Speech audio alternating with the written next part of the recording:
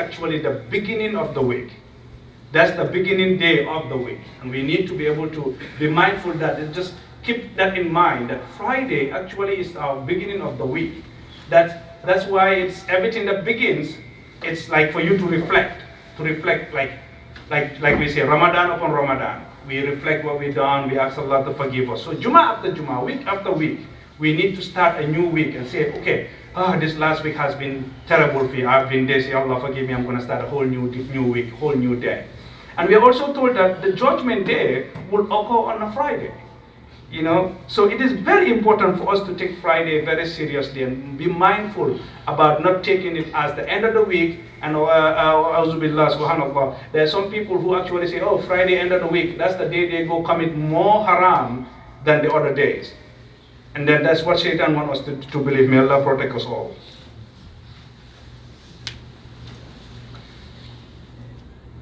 There's another hadith that we learned that Nabi Sallallahu Alaihi Wasallam has told us that if someone, as a sign of someone having a good death, is that the death occurred on Friday.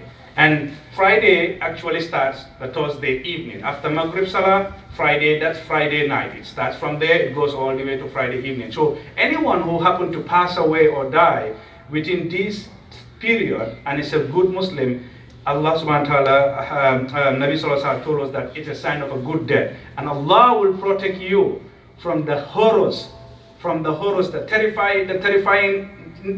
terribleness of the graves. May Allah give us all of that, I mean. Because, the grave itself has its own terror and horror that, if Allah, whomever Allah protect from that, is probably successful. May Allah make us all among that. Amen. The Prophet ﷺ is also repeated to have said that Jummah is the best days and the most virtuous in the sight of Allah subhanahu wa ta'ala. And it has more greatness in it than the two Eids, the Eid al-Fitr and the Eid al-Adha.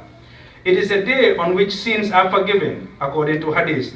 Like we all know, the 5 daily prayers, they forgive sins between each prayer. And then Jummah upon Jummah also forgives the sins from last Jummah to this Jummah. And like it is, Allah has given us many opportunities where He wants to forgive us. So let's ask Him for forgiveness as well. And we go to Ramadan upon Ramadan, Zulhijjah upon Zulhijjah. So there is many things that Allah has put into place so that we can constantly ask for forgiveness, and it will constantly wipe us clean.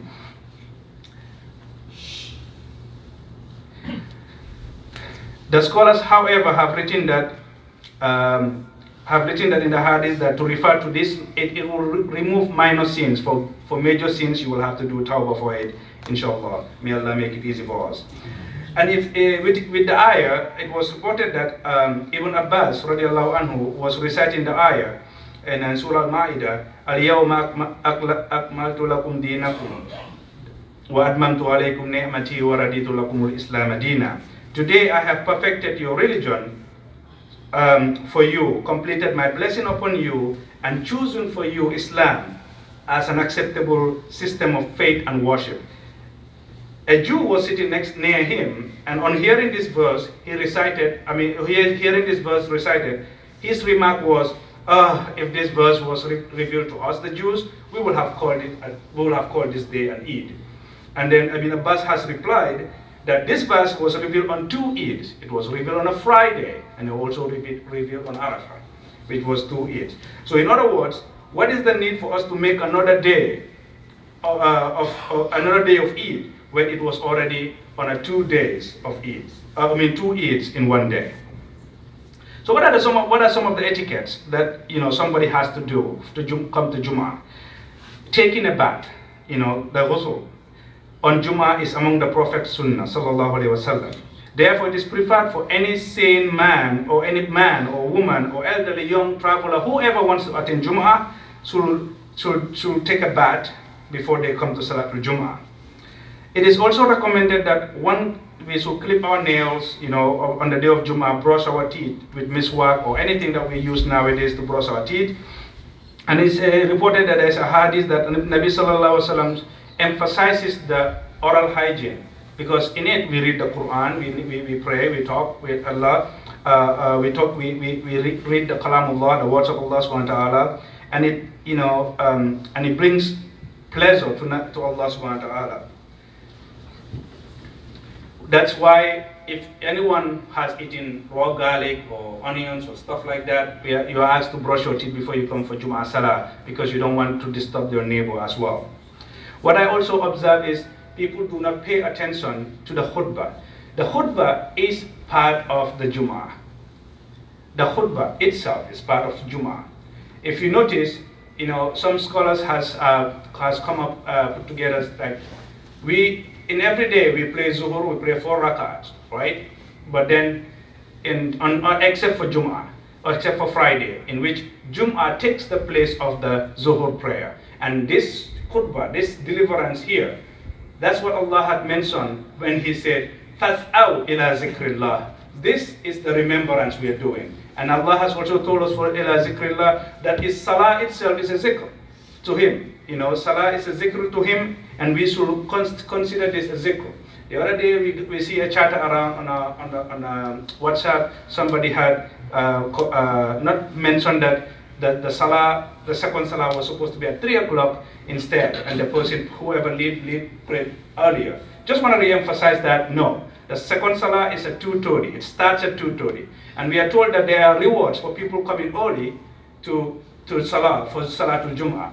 Try to do your best. I know it's very difficult. We are in the Western nation here. It's very difficult. We have jobs, we have stuff to do, and this is why EMCC has put together two separate salah. That if you miss the first one, and I will urge this to all of us, including myself. If you get here like 1:40 and the Imam is already on top of the mimbar, I would advise you to wait for the second khutbah, second Jum'ah, because the fact that Nabi Sallallahu Alaihi Wasallam has told us in his explanation in the times of the Sahaba about the importance of coming early for the Jum'ah, that the person who comes early, the angel standing at the door writing down, this person comes early, has a reward of, say, a camel.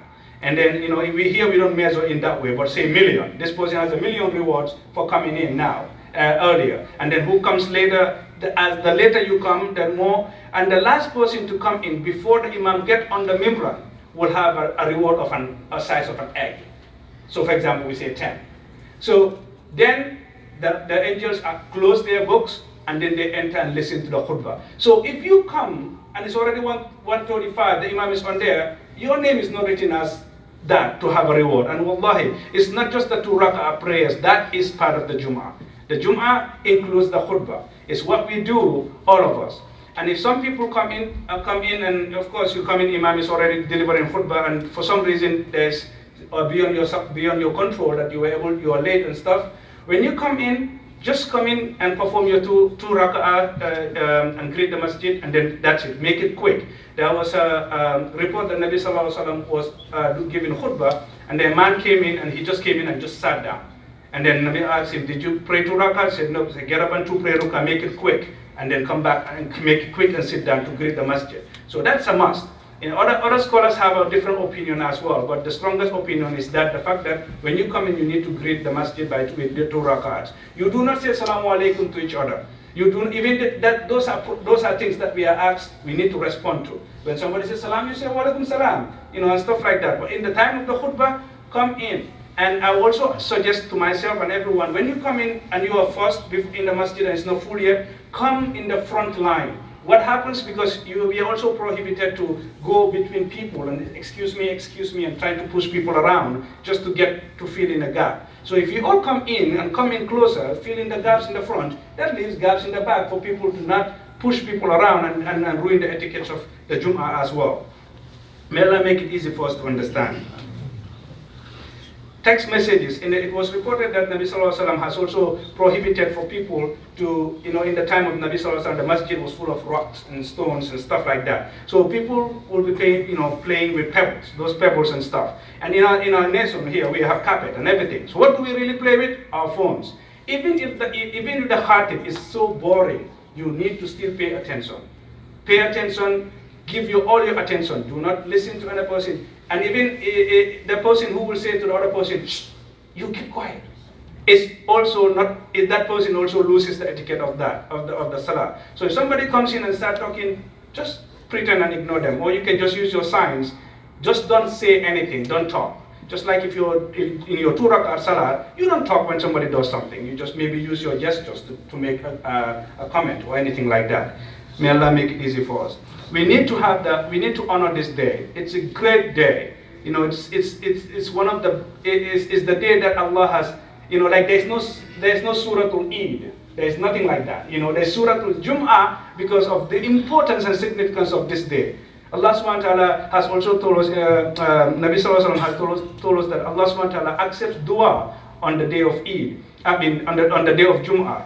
That there's a period where dua is accepted. Any dua that you make, as long as it is not haram, Allah will accept it. And some scholars say that some opinion has said that it's when the Imam, the Khatib, does the khutbah and sit down from that period on to the time of the Iqamah.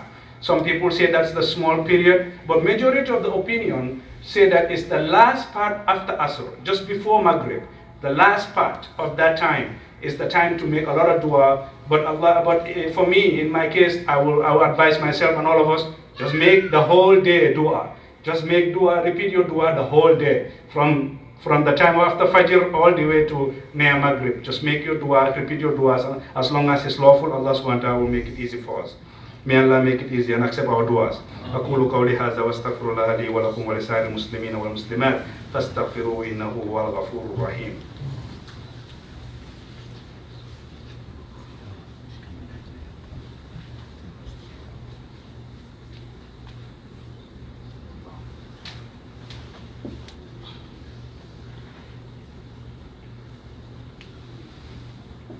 Alhamdulillah Rabbil Alameen wa salatu wa salamu ala Sayyidina al-Mursaleen wa ala alihi wa sahbihi ajma'in. Just to reiterate, the khutbah today is to remind us that this new year begins with us, and this is our first Friday in the new year. So I just want you to remember this, that as long as this year goes all the way till the end, remember what is important on this day. We meet here week after week, so we need to value this day. Do not make it a tradition. Don't make it a habit. Don't make it a habit of, dress in your best clothes, unless, you have to dress certain way because of work or anything like that. But even on that day, dress nicer. Put another piece of cloth in your car or whatnot. Just something that is nice for you to say, okay, today I'm nice, I'm going to go to Jummah. As Allah told us in Surah Araf, that we should enter, all you who believe, enter the masjid with your finest clothes. Enter in every masjid, enter your finest clothes. Get into the masjid with your finest clothes. Smell good. Nabi sallallahu alaihi wasallam used to keep a special perfume for Friday alone. He wear it very nicely, and then it smells very good to come to the masjid. There is also a lot of reward in reciting Surah Al-Kahf, either before the Jummah or after it, as long as it is after on a Friday, as long as it's after the Fajr. I mean, I know, like I said, Friday starts yesterday Maghrib on all the way to today's Maghrib. That's when Friday starts. But some of these zikr and some of these rewards have to be done after the Fajr of the actual day itself.